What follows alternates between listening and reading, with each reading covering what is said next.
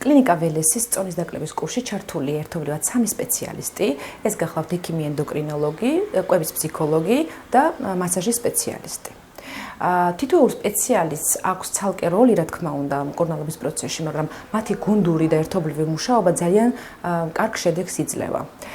ექიმის ენდოკრინოლოგის მთავარი, ესე რომ ვთქვათ, ფუნქცია მოვალეობა და დახმარების პროცესში მისი როლი არის ის, რომ კლინიკური ლაბორატორიული გამოკვლევების საფუძველზე ის თითოეულ პაციენტს უდგენს ინდივიდუალური მკურნალობის გეგმას, უდგენს ინდივიდუალური კვების რაციონს, რომ პაციენტის წონაში დაკლება იყოს მაქსიმალურად ეფექტური და კომფორტული.